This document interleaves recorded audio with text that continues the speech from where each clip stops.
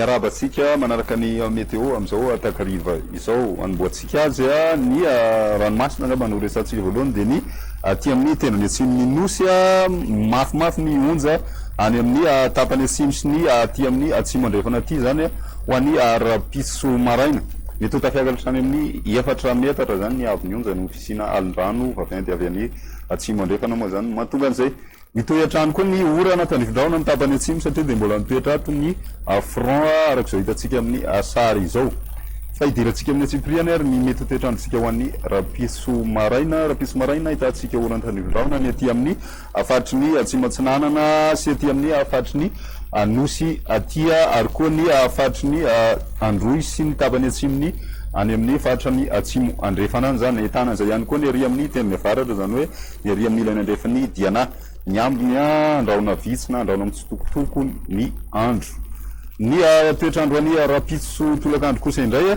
mitoetra ny ora antadivondraona aty amin'ny tenony atsimo atsinanana zany hoe aty amin'ny afatry ny anosy androy ary koa ny tapany atsimony afatry ny atsimo andrefana ny aty amin'ny afatry ny avoatany ihany koa de hitana ora antadivondraona manify mety any mitakariva ny fatra sary zany hoe ny aty amin'ny fatry vakinakaratra sy ny ilany atsimony afatry ny nalamanga ary koa ny any amin'ny fatry ny otomatsiatra moromania sy iorombe ny ary amin'ny tapany avaratra tsinanana zany hoe sava sy analanjirofo andraona mitsitokotokony andro any rapiso ny aminy moa zany hoe ibalika tanteraka indrindra fa ny morotsiraka andrefana ny maripana voavinavina ho any rapiso dia tsy de miova firy ny maripana ambany indrindra raha ny eto amin'ny ampivoatany satria de eo amin'ny 2 ka hatramin'ny 5 degré ny maripana ambany indrindra ho any rapiso maraina rapiso tolakandro kosa indray dia mbola ny aty amin'ny afatry ny boeny sy analalava ihany no mafana satria 5 degré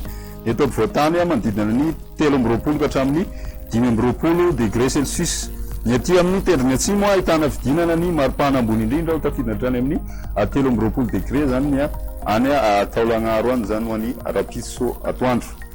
izay ny eto Madagasikara amin'ireo tanàn-dehibe ivelany kosa dia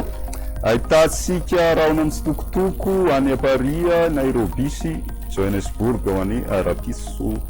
amin'ireo anosy ravavy ivelany Madagasikara kosa indray balika tanteraka amin'ny masoandro la Réunion sy i Comore ahitana olona tandrivondraona kosa Maurice, Seychelles, Mayotte andraona mitsitokotoko ihany koa ho any rapiso